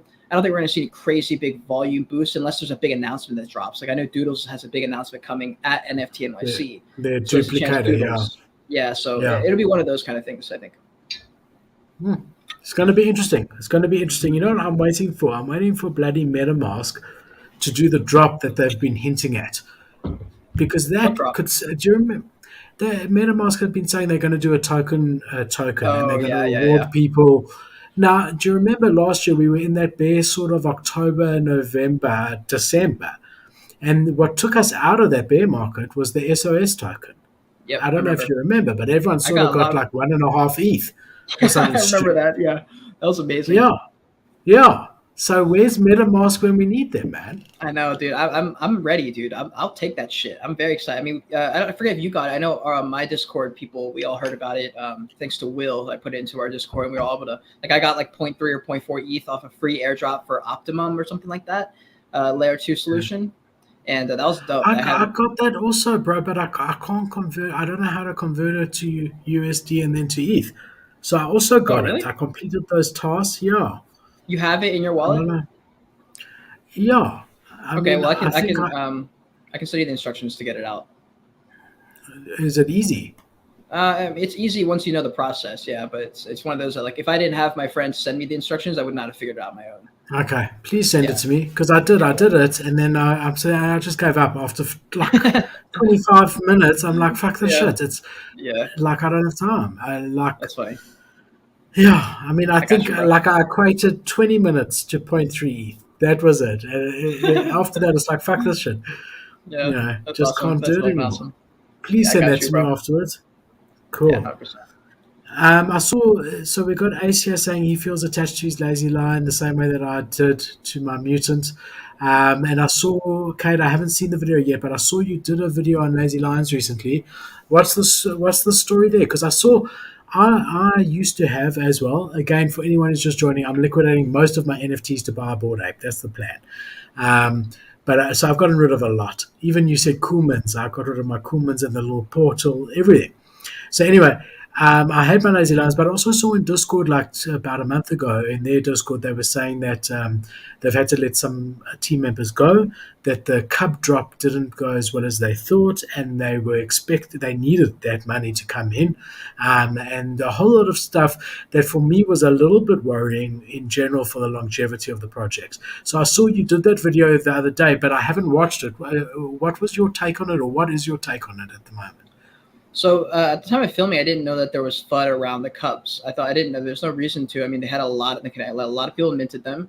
I'm not sure what people said. They botched the launch, and I'm not really sure what they meant by that. Like maybe they meant the floor. There wasn't as much volume, but there was plenty of volume. I thought for a secondary collection dropping in a market that wasn't that great. I can't remember exactly when they dropped, but I didn't think there was any crazy FUD there. I think they've got $100 million circulated as far as how much volume has been traded across all, across LooksRare and OpenSea. So I know they've got plenty of fucking money, and they have one of the strongest IP brands in the entire NFT space. So for me, that's a project I fuck with them. I fuck with them in the same way I fuck with like Subducks or Cool Mans. I just like their brand. I like their IP. I like the vibes that they give off. So I like Lazy Lions as far as just joining for the fact that they're a lazy lion. I have no idea as far as what they're going to do in the future. Their roadmap is just like a standard, very standard roadmap. I just think it's the IP that people fuck with, and people just like the Lazy Lions brand. So for me, if they drop near point 0.3 or something, I'll probably grab one. I like their community too. They've always been good to me every time I jump in their Discord. And I did a review on them a few months ago, and they were all super fucking cool. They all reshared the video. They were all excited about it.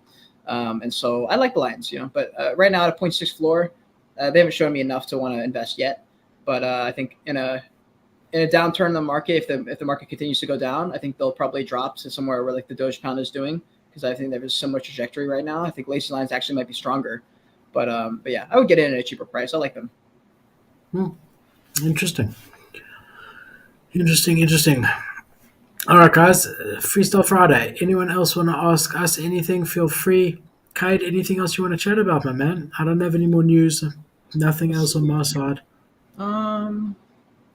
No, I mean, I was offloading NFTs just like you. Got rid of a lot of them. That it was sad. I saw a couple that I have like a really, really sentimental value to, and when I got that notification, like your item sold, that like kind of hurt a little bit. But it's sweet, yeah. It was good though. But I was like, okay, it was almost like a maturing moment for me. I was like, okay, you know what? That was a good decision.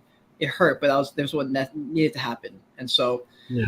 Whatever. It's a little bit of growing moments for me. I'm getting excited for NFT NYC. I'm preparing for that. I'm setting up some meetings with people, or like, getting ready to go to events and stuff. Making sure I got all my shit to go. I got to go fucking Target or something and buy a couple of nice shirts. I don't own nice clothes. Like I literally own one nice shirt, one nice. Just wear your Joyage. Just serious. I don't. That's the thing. I'm going to, but I don't know if I can get into certain clubs and certain events that are very formal unless I have. Okay. So I'm just gonna pack a couple extra nice shirts. Just in case, yeah. So that's what I mean. It's like $10. I'm just gonna buy something fucking basic, a black button down or something like that. So, just because I never wear that shit, I'm literally gonna throw it away as soon as I get back. Like I don't. No, I'll keep it for next year. Oh yeah. You're right. You're right. I'll tell you a funny story. I'm trying to think when it was. So for our honeymoon, right? So Bianca and I took her around Europe for our honeymoon, right? We went to so many cool places. One of the cool places was Paris, right? Oh. So we also there's no formal clothing. Like we're not at that stage. We've been together for a long time. We don't go to clubs anymore. Like whatever. So we didn't take any formal clothing. No, like for me, a smart shirt, nothing, right? Like what you're saying. So anyway, we get tickets to go for dinner on the Eiffel Tower, right? And then it says on the ticket, formal clothes required. They'll deny entry unless it's formal clothes. Yep. So we had to go buy formal clothes in order to go. And it was one of the coldest nights, okay? And there I am in these thin smart pants. Smart pants aren't like jeans. They're like this thin material and this like silk freaking French shirt that I had to buy. And we go there. And the guy next to me is in jeans and a jersey. And they just let him in. Oh, fuck this shit. I just spent the whole day trying to find a cheap shirt in Paris.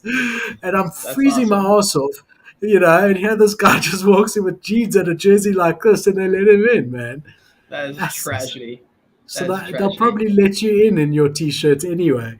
But no, you're right. You do need to have something so that you can do it there. Yeah, just in case. But I'm really fucking excited. I'm excited to meet Tom, the boys, the YouTube boys, and then all the boys and girls on TikTok that I know. I know a lot of them now, and so I know a lot of them are going to be there. I convinced my friend Shauna to drive up there from Charleston, South Carolina. I was like, "You motherfucker, you better be there. I definitely want to see you there." So she's going to be there. Meeting with Sydney, she's going to come with us. I'm very excited to meet her. Nate coming? No, not from Australia. No, you can't justify it. Yeah. The thing is, I'm going to be there, though. I know for a fact I'm going to be in Europe at some point. So I'll be able to visit all y'all in Europe. And then I'll be able to go at some point to Australia, because I know multiple people now in Australia. And so I want to go now. So I don't know what COVID restrictions look like now at this point. Like, I have no idea. Do you know? No, they don't have much in Australia. Do you know I'm Australian? Seriously. Wait, I thought I you were was from South born. Africa. I live in South Africa. I was born in Australia. I Oh, was born okay. in Australia. I've got an Australian passport. And Oh, when no I was way. about 8, my parents were originally from South Africa, they immigrated to Australia, Mm, had me, and they came back. And when I was about 8, and I've been here since. But gotcha. born in Oz. My dad's whole family's there. His brother, so my uncle, his children, all there. And I Cool. can prove it. Do you wanna hear me prove it? Prove it. Park the car in the car park. See, that's what they ask you to do when you need to go on the plane there. Are you Australian? Yes. And you just say, park the car in the car park. That's But fucking all hilarious. seriousness, I do. I've got an Aussie passport. So anyway, I speak to my uncle quite often, and he keeps me up to date about the COVID stuff. So as far as I know, as it stands now, there's no travel COVID restrictions anymore at all. They've sort of like Nice. resigned themselves to the fact that you can't escape it. 90 whatever percent of their 98% of their population is vaccinated, and they're carrying on as normal. So that Nice. I know that about Australia, but you'll have to find out closer to the time, right? Hmm. Yeah, I agree. I'm excited though. If I go, you should come. We can do a YouTube meetup with Nate. I can't, my brother. I can't leave my little beautiful children and everything. I can't. Bring I him. can't, man. Nah, Bring him, bro. bro. Do you know? I mean, we struggle to go to the park. You get in the car. No, this one needs a poo. No, this Oh one forgot God. his juice. No, this one this. No, this one's Jersey. An hour later, I mean, there's no way. It will be so stressful. I mean, they're little kids. Raffy Doodle is 6. The twins are 9. So the twins Mhm. are easier. Raf's, very intelligent little boy, Rafi, my little 6-year-old, very intelligent, thinking about things that 6-year-olds shouldn't be thinking about, like deep and all of that. But Really? because of that, he's a yeah, very much so, wise Wow. beyond his years. But he's a handful, man. He's like a full. I'll tell you. So Danny and Jake are twins, and they were easier. Two of them were easier than Raf alone. Wow. I don't know. I don't know if it's because we're getting old now. Like we're not old, but I mean, I definitely. I always say to Bianca, we peaked too early with the kids. So Danny and Jake. What I mean is like Danny and Jake. Before they were a year, we went to zoos and we went to we did everything. They remember fucking nothing. By the time it got to the point that they were like 5 and 6 and starting to like know stuff and remember stuff, we were so tired because it's been like 5 years of every weekend taking them, to these different places. We were both like, no, fuck this shit. We're not going to the zoo again, right? So we peaked too soon. We peaked too soon with them. You know what We I'm definitely hearing did that. about that Yeah. recently with people on TikTok, especially. So many parents sharing their ideas and sharing their thoughts as towards parenting, lessons they learned.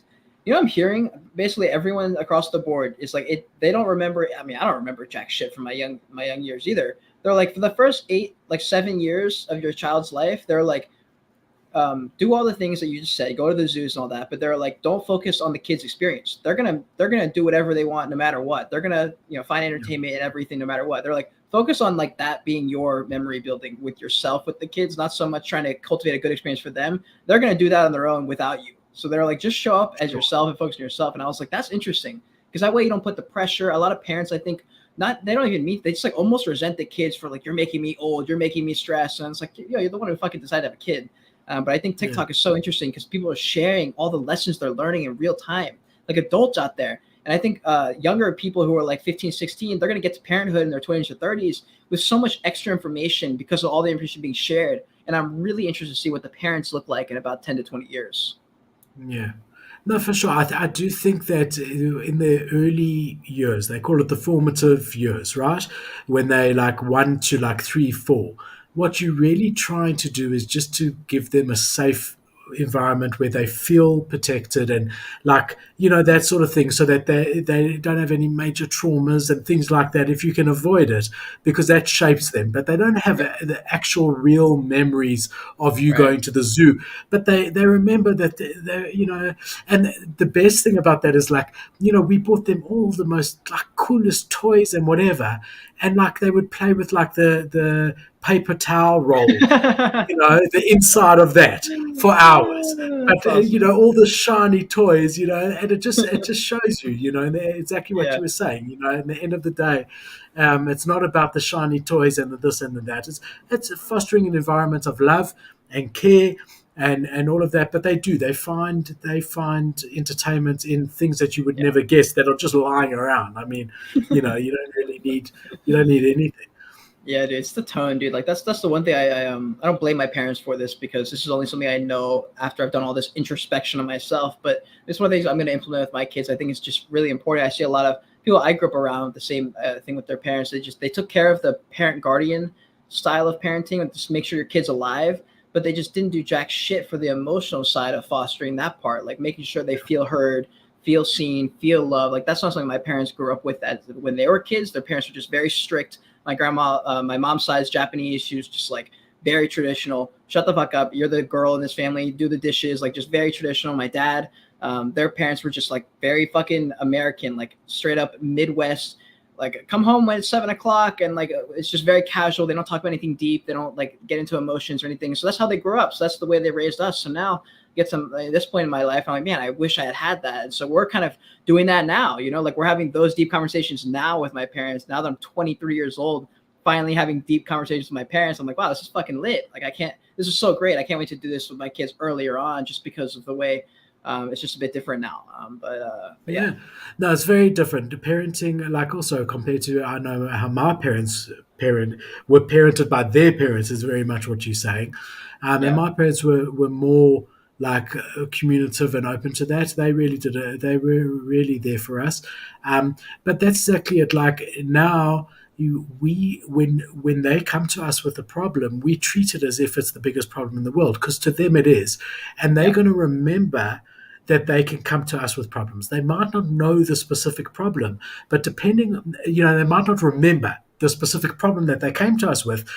But in the end of the day, we want them to remember that we were there for them, so that when they have real problems and they really do need us, and we want them to come to us, we want them to know that they're in a safe place. And yeah. that's what we try to foster. Is that doesn't matter what you've done or anything. If you need anything, you come to us. We're here for you, and that's it. And look, we all make mistakes, and that's what we tell them all the time. Like when they come to us, I'm so sorry I did X, Y, Z. Dad makes mistakes, mom makes mistakes. What's good is you came to me and that you've learned from it, and we carry on. So it's more Damn, about dude. creating that environment so that one day they're big kids and they really do need proper help, you don't want them to feel that they can't come to you. That's fucking awesome that you think that way because that's how I was. When I grew up, I could not go to my parents for anything because you say something, you bring up a problem, they don't even like. They're not paying attention. They're doing their own thing, and they're just like, yeah, whatever. So that's how I grew up, and I was like, okay, well, I guess I don't tell them anything. I'm sure there's everyone in the live right now is probably wishing that you could just stop them right now. Be like, hey, Philip, can you adopt me as your father? Shame. No, I mean, look, I'm also not perfect, but you Yeah, try. I mean, look, it's difficult, but it's worthwhile. Like anything. I mean, yeah, it's the hardest thing, but it's worthwhile, and they're great, man. So I've got my three boys. Tried for a girl, just couldn't get it right. But damn, my three, I would love to have experienced both, to have a daughter, also. Um, but yeah, when you've been out of nappies for so long, like RAF 6, it's very, very hard to go back there. yeah. Like, yeah. I mean, if we wanted to, we really wanted to, we could. But Yeah. I don't know, bro. The sleepless I thought nights. about I mean, adopting, like that's one option too. Like I know some people that they're like, I want to have two kids of my own and one adopted, one kid. And that was also an interesting thing, or fostering or something like that. Just to have that experience if that's what you wanted. That's also an option. I have no idea.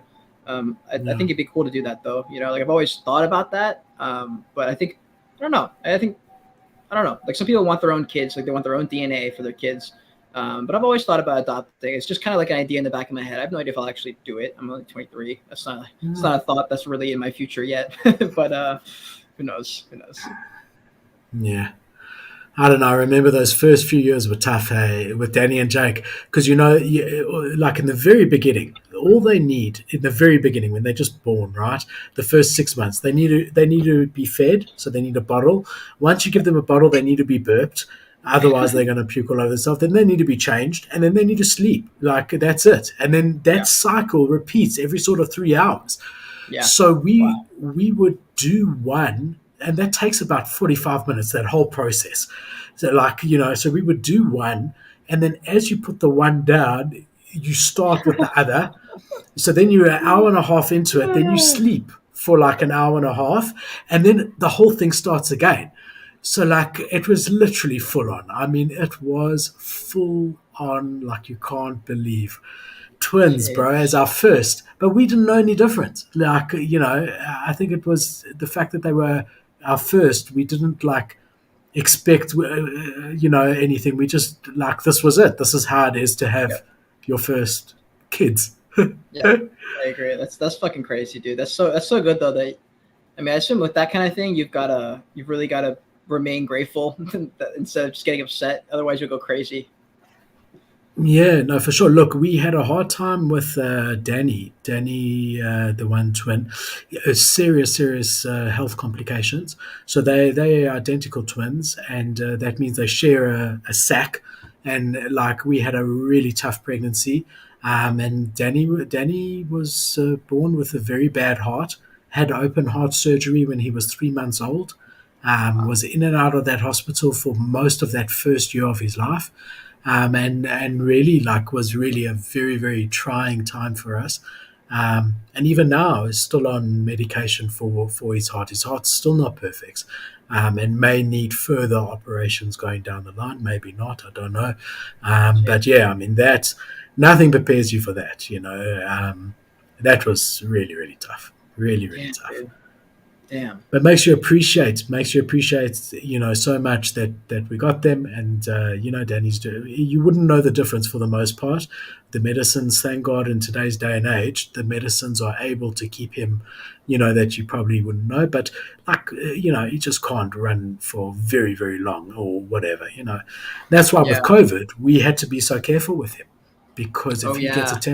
if he gets a temperature, like forget from COVID, if in any circumstance, if Dan gets a high temperature, it's dangerous for him, or a chest infection is always dangerous for him, and those are two symptoms of COVID. So Wow. when COVID came, we pulled them all out of school for the first year, solid. Even when the schools went back, we couldn't take them back. But Damn. now yeah. So I mean, it's just like you make plans and God laughs, bro, because here Shit. we that first year was a roller coaster, really Wow. tough. Damn, dude. Yeah. Well, I'm fucking glad that we do this show together because I'm 23, and one of the things that I've heard growing up was that you should link up with people who got more experience in every aspect than you, who can teach you things and know more, and also are on the same have the same values and stuff. And so that was like one of the main reasons when we started to talk. I was like, oh, this guy's fucking really cool, really fun. He's in NFTs too, but he's also got way more experience in life, and so I'm sure there's a lot of things we can all learn. And I think everyone watching this show, you guys are getting life alpha here, not just NFT alpha. This is real shit. I'm learning out But here too. Kate, just one thing. There's a lot that I'm learning from you, and the way your content creation, and the way that you're on all these platforms, and lots of things. So it's not a one way street by any means. I can teach you about parenting for sure. Yeah, I I'll take definitely it. can. I could do, but there's a lot you could teach me, and that's what it's about, man. Yeah, this is So I'm awesome. also, I mean, I'm learning all the time, not just from you, just everyone around me. And that's another thing when you watch children grow up, it's incredible. But you watch how they learn from everything. And it Yeah, just yeah. that inquisitiveness we lose as we grow up, and we stop Mm, learning. If you're not aware of it, you can stop. You can stop learning. You close your mind, and yeah, that's it. Like Warren Buffett will not look into technology stocks, right? That's it. That's his level. He's closed his mind, and kids just show you that. Like I remember always when one twin, I don't remember who did what first, like crawled first or walked first. It was always different, or ate first, like yeah, solids.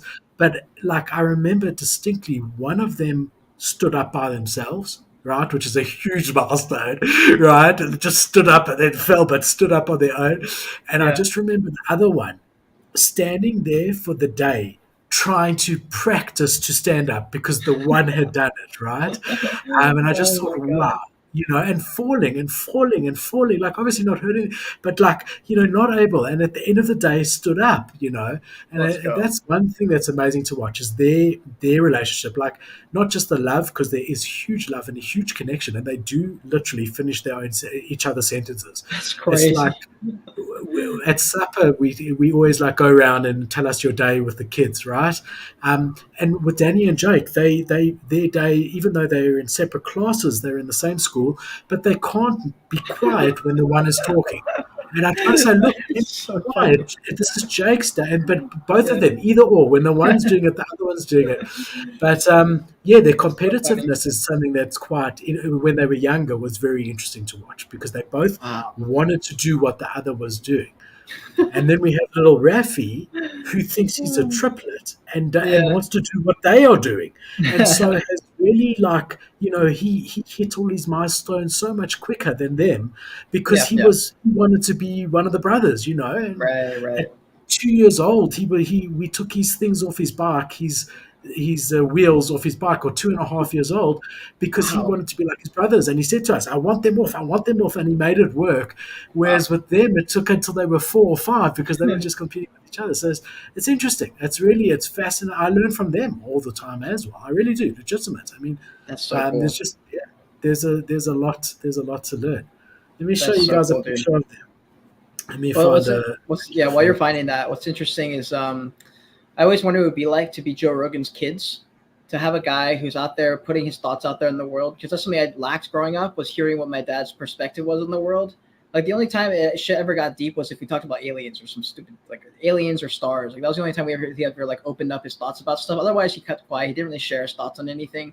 He was very reserved. He didn't. I think he felt like it was maybe not his place or something like that. So now when I'm sharing my videos, I'm like, dude, there's a chance my kids one day watch my videos when they're 18, and of me when I'm 18 making videos about life being about being 18. I was that's interesting for them to be able to see, get into looking at my Yeah, 18-year-old psyche when they're the same age. I'm very interested to see what that's like for all kids. That's going to be how it is. They're in 50 years they might be able to relive my memories somehow, like to be able yeah, to plug in or something like that. It's just like that to me is wild, and that's why authenticity is so important. I don't want them to look at my stuff and be like, wow, my dad was kind of a piece of shit, like actually a piece of yeah. shit, like a sleazeball. I don't want ever that. That's something that terrifies me. So Yeah, for sure. I do think that one thing I can tell you is that it's not too late to hear your dad's views on things and yeah, prioritize that because yeah, once they're gone, you can't anymore. There's no more yeah. opportunity. That's Really, like, don't put that off. Make it a set thing every week. At this time on this day, we speak to each other. That's it. I phone you. Sometimes it can get deep. Sometimes it can be superficial. But make a set thing. Really. So this is my little one, Rafi. It's what is that? Raf. What's he holding? Cotton candy. Holy shit! He's It's huge. bigger than it's bigger than him. Yeah. That's funny as fuck. That is funny. This is Danny, also with cotton candy. He Kids are gets living he life, dude. shows My his God. his his mask. And where's Jake? This is Jake. Also with cotton candy. That's so cute, I dude. mean, Those are legendary. That is legendary. yeah, they're sweet, man. Here's my just to show you my other child. That's my old mutant. Oh shit. Rip. It's R.I.P. man. R.I.P. gorgeous. They got kidnapped. I mean, all right, we've got someone here asking about Ethereum. I don't know. We're busy talking about children. This is not Ethereum future. Ethereum's future. I'll go first. I know Hmm. Kate's been doing a bit of stuff on this. I've also been listening a lot to a lot of people. No one can tell you whether this is the bottom or not. That's number one. Long term, there's a great future, especially Ethereum. They've got this proof of stake coming out in a couple of, well, it keeps getting postponed, but this year, which is really going to help. The fees are going to go down. There's not going to need to be mining for it anymore, and that's very, very bullish for Ethereum. Hmm. Hopefully they don't delay further, but that's really, really bullish. In general, cryptocurrencies are feeling the effects of the macroeconomic problems. That's what's going Yeah. on at the moment. Yep. Kate and I have said it a few times. I've said it a few times. I've said it to my wife a few times. If this was just crypto and NFTs going down, but everything else was flying, the stock Yeah. exchange, the sentiment, there was no war, and then I'd be worried. The fact that we know that crypto is risky, NFTs are even riskier, and in times of uncertainty like we're in at the moment with America's economic situation and the whole world with everything they're dealing with, Mhm. the people tend to go away from risky assets. And here Yes. we are at the bottom of that ladder with NFTs. We are the riskiest of the riskiest of the riskiest. So we're going to have that amplified on the way down. We're going to feel Mm. it more than it gets felt there. And that's what we're feeling. But Yeah. the world always recovers. We saw with the COVID crash. Everyone thought Mhm. that everything was going to shit. The crypto COVID crash, and then a couple of months later, things were flying again. So I think that we're in for everyone I know that knows anything says 6 months to 1.5 years of Yeah. hardship Yeah. on the crypto side, and then we'll be there again. That doesn't mean that there won't be opportunities within that, and good projects within that, and good crypto moves within that. And if you know what you're doing, there's a lot of day trading opportunities on crypto, and 100%. all of that. But yeah, that's my general feeling about it. Yeah, yeah, 100%. And also, the reason I was looking at my phone is I just got a ping. There's a chance I may have sent that NFT to a scammer, like someone who made, when you make a giveaway and you say, "Hey, you won, please DM me," and then Yeah. they DM you. Sometimes someone will make an account really, really fast, like super fast, and they'll just DM you pretending it's them with like one letter off. There's a chance I sent it to that person because someone else just messaged me, and they said basically that you may have sent it to a different person because I didn't send this address, and I'm looking for the other original message and I can't find it. So I think I may have sent it to a scammer who blocked me immediately because I'm trying to find the original DM and I can't find it. So there's a chance I may have to send another one, which is fine. But let's see. Just make sure the second one isn't the scammer. Yeah, I know this. Hold on. I'm trying to think. The person, whoever I link, I gotta find the original person that let me see. You'll I'll, also I'll be figure able it out after the to stream. you'll I'll be figure it out able after the to stream. see it in your ledger as well, who you sent it to and everything. Yeah, Never yeah, yeah. understood Solana prices. Yeah. Yeah, you are the ETH guy or Solana guy, Yeah, I pretty thought we were much. going to get a bit of both when OK Bears came out, Yeah, and but it's hard. It's hard to switch between the two. Yeah. yeah, 100%, 100%. All right, chaps. Cade, you happy to leave it here, my friend? Yeah, dude. I think I have a podcast in like 45 minutes or so with Nina talking about business, online business, scaling, stuff like that. So I'm excited to talk to her. Hopefully we can do it live. I know we had a lot of issues last time to postpone the entire thing because there was some kind of Wi-Fi issue. So that's what I got the rest of the day. Then I think I'm gonna go to Target, get that shirt, get those two shirts. That's the rest of my If you day. want, I'll send you a nice silk shirt from France. I've still got it. It was That's a fucking really, really awesome. nice shirt, but I mean, I was so pissed off because I had to spend proper, I think it was like €60 or something stupid, like a lot. Jesus I like, Christ. and then this guy just walks in with the frickin' jersey. Ah, man. Kate, it's been That's a pleasure awesome. to all our viewers. Thank you for joining us. I hope you've enjoyed this. If you haven't already, like and subscribe to both Kate and I. The likes really help us. Regardless, we will be here next week and every week thereafter.